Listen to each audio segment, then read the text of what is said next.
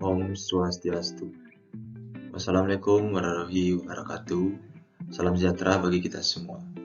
Di video kali ini, saya akan membahas materi tentang perlakuan panas baja, karbon, dan pengerasan. Sebelum masuk ke pembahasan, perkenalkan nama saya Idewo Gedirayana dengan NIM 220-553-1141 dari program studi Teknik Mesin Fakultas Teknik Universitas Udayana. Adapun dosen pengampu saya yaitu Prof. Dr. Cokorda Gedinindya, STMT. Langsung saja kita masuk ke pembahasan materi. Sumber literatur yang saya ambil berasal dari buku Science of Engineering Material yang dikarang oleh Manas Chandra. Perlakuan panas baja karbon. Perlakuan panas mengacu pada kombinasi operasi pemanasan dan pendinginan yang diterapkan pada material dalam keadaan padat untuk tujuan tersebut menghasilkan sifat yang diinginkan. Perubahan sifat akibat perubahan mikrostruktur pada material yang dihasilkan oleh operasi perlakuan panas.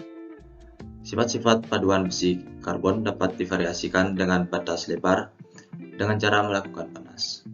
Peningkatan kekuatan yang cukup besar, sebanyaknya 10 kali lipat, dapat dicapai dengan perlakuan panas setelah pengenalan jumlah faksional dari elemen paduan. Banyak kombinasi kekuatan dan keulatan yang berbeda dalam batas ini dapat diberikan pada baja dengan perlakuan panas yang berbeda. Perlakuan panas yang tujuannya adalah memodifikasi kekuatan dan keulatan baja melibatkan 3 hal proses yang berbeda. Yang pertama, austenitasi, pendinginan cepat, dan tempering. Perlakuan panas juga dapat digunakan untuk tujuan selain perubahan sifat kekuatan. Proses perlakuan panas tersebut meliputi adil penuh, terutama digunakan untuk melunakkan baja tertentu untuk meningkatkan kemampuan machinability, anil subkritis atau stres yang berguna dalam meningkatkan tegangan sisa akibat permesinan atau proses kinerja dingin lainnya. Proses anil yang digunakan untuk menghilangkan efek pengerasan dari kerja dingin. Normalisasi yang penggunaan utama adalah untuk memperbaiki dan menghomogenisasi struktur. Speheroidensing yang digunakan untuk mendapatkan keulatan tinggi dan machinabilitas optimum. Austensing terdiri dari pemanasan baja sampai suhu di atas suhu transformasi dan tahanan di sana untuk waktu yang cukup sehingga konversi seluruh atau sebagai austenit. Penuh anil. Dalam praktik perlakuan panas baja, proses ini mengacu pada austensing diikuti pendinginan yang sangat lambat. Sebaiknya ditunggu atau bahan isolasi panas yang baik. Tujuan dari perlakuan panas anil adalah untuk melunakkan baja dan memperbaiki machinability-nya. Ini juga dapat digunakan untuk menghasilkan penyempurnaan butir dan distribusi seragam dari struktur penyusun yang ada. Anil bantuan stres dan proses anil. Proses anil digunakan dalam industri lembaran dan kawat untuk menghilangkan tekanan akibat kerja dingin dan melunakkan baja dengan rekristilisasi untuk dikerjakan lebih lanjut. Tekanan sisa karena mesin berat dilepaskan dengan bantuan tegangan. Normalisasi. Tujuan normalisasi adalah untuk menghasilkan baja yang lebih keras dan kuat daripada anil penuh dan untuk memperbaiki ukuran butir. Proses dari pemanasan baja sampai suhu di kisaran austensing di atas garis suhu kritis atas A3 atau ACM diikuti dengan pendinginan udara diam sampai suhu kamar. Tingkat pendinginan untuk normalisasi sebagai lebih cepat daripada anil, akibatnya austenit berubah pada suhu yang lebih rendah, menghasilkan struktur perlit yang lebih halus dibandingkan dengan anil. Konsekuensi lain dari pendinginan yang lebih cepat dan karena sedikit waktu untuk dekomposisi austenit adalah adanya kurangnya proyektektuit ferit dalam baja hyperektektuit yang dinormalisasi dan cemented proyektektuit kurang dalam baja hyperektektuit dibandingkan dengan baja anil. Menormalkan dengan demikian menghasilkan struktur perlit yang lebih halus dan lebih melimpah. Hasilnya adalah baja yang lebih keras dan lebih kuat. Spherobidincing pada baja hyperektektuit anil seperti yang telah disebutkan sebelumnya, pelat cementit keras membentuk jaringan embrielting di sekitar area perlit sehingga menyebabkan mesin tidak bermutu. Struktur yang tidak diinginkan ini dapat dihilangkan dari machinability ditingkatkan dengan proses perlakuan panas yang dikenal sebagai spherodiesel annealing atau spherodincing. Proses ini memungkinkan penyempitan baik di jaringan maupun di daerah perlit untuk mengasumsikan bentuk partikel bulat. Pengerasan.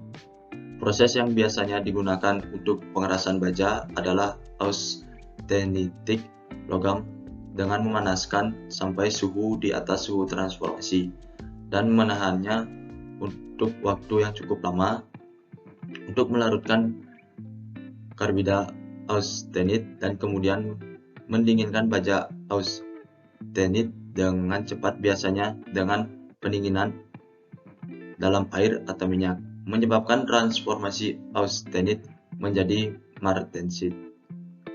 Martensit sangat keras dan kuat serta rapuh. Selain itu terjadi ekspansi volume sangat martensit terbentuk yang kemudian meningkatkan tekanan residu tinggi di baja. Dalam kondisi martensit yang dipadamkan, baja terlalu rapuh sebagian besar aplikasi dan ada juga bahaya retak baik selama atau segera setelah pendinginan. Jadi proses pendinginan diikuti dengan proses tempering untuk meningkatkan keulatan dan ketangguhan baja dan untuk meningkatkan tenaga sisa. Untuk mencegah retak, tempering baja yang mengeras dilakukan setelah pendinginan. Tempering atau gambaran adalah perawatan panas yang mengurangi stres dan melembutkan. Hal ini dilakukan pada baja segera setelah pengerasan. Sementara tujuan pengerasan adalah untuk mendapatkan kekerasan maksimal kondisi martensik sepenuhnya dalam baja. Bahwa tempering adalah menjual sebagian dari kekerasan ini untuk membeli beberapa keulatan. Kekerasan atau kekuatan tinggi dan keulatan tinggi tidak dapat diperoleh bersama dengan baja yang diolah panas. Jika banyak keulatan diperlukan, maka sebagian besar kekerasan harus dikorbankan. Jika daktilitas tidak penting, sebaiknya besar kekerasan dapat ditahan, dan dalam kasus seperti itu, tujuan tempering mungkin hanya untuk menghilangkan tekanan pengerasan yang dapat menyebabkan retak baja yang kemudian. Austempering ini adalah nama proses perlakuan panas khusus yang menghasilkan struktur yang 100% bainite. Dalam perawatan austempering, yang merupakan salah satu jenis pendingin terputus bagian baja pertama kali dilepaskan dengan pemanasan suhu austensing yang tepat dan kemudian didinginkan dengan cepat. Hot tensing lengkap perlakuan panas yang menyebabkan baja langsung dari austenitic ke struktur yang diinginkan, dan tidak ada tempering atau pemanasan kembali yang terlibat seperti pada metode pemadaman dan pemadaman konvensional. Selain mengurangi tekanan pendinginan, perlakuan panas tempering juga menghasilkan keulatan, ketangguhan, dan ketahanan benturan yang lebih tinggi pada kisaran kekerasan tinggi RC 50-60, di mana baja yang diolah dengan panas dengan metode quench dan temperatur agak rapuh.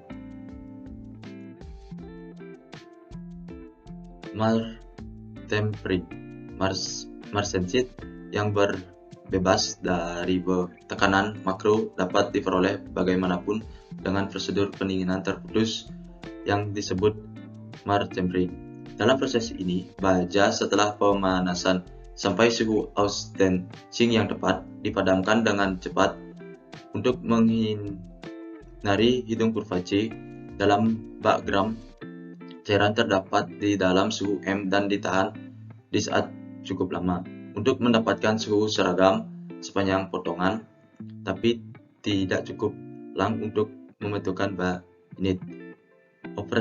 Operasi tempering yang biasanya tidak diperlukan setelah perawatan panas yang lebih lambat untuk menghilangkan tekanan pendinginan, dan kebiasaan untuk menyelesaikan perlakuan panas ini dengan cara menyeimbangi peningkatan ductility. Housewarming ini adalah jenis pemutus terputus lain di mana baja austenitic diinginkan dengan cepat untuk menghindari hidung Prirutiara sampai suhu di atas M, mengalami kerusakan plastik pada suhu tersebut dan kemudian dipadamkan pada suhu sekitar untuk menghasilkan struktur martensit. Dengan proses ini, pengerasan rengang ditambah pada pengerasan quench, dan ini memberikan produk yang sangat kuat, dan kepentingan teknik utama housewarming biasanya diikuti dengan tempering singkat. Pengerasan. Proses pengerasan atau hardening adalah suatu proses perlakuan panas yang dilakukan untuk menghasilkan suatu benda kerja yang keras. Proses ini dilakukan pada temperatur tinggi, yaitu pada temperatur austenisasi yang digunakan untuk melarutkan cemented dan austenite yang kemudian di-quench. Selain memadamkan spedimen baja dengan ukuran yang cukup besar, permukaan mendingin paling cepat karena berada dalam kontak dengan medium pendinginan. Sementara pada pendinginan keadaan di bawah permukaan, tingkat pendinginan menjadi semakin lambat. Akibatnya terjadi variasi struktur mikro yang dihasilkan ke dalam. Efek ini ditunjukkan secara skematis, di mana ini pendingin diplot untuk mewakili tingkat pendinginan di permukaan di suatu tempat di tengah jari-jari dan di tengah bar yang cukup besar selama pendinginan drastis.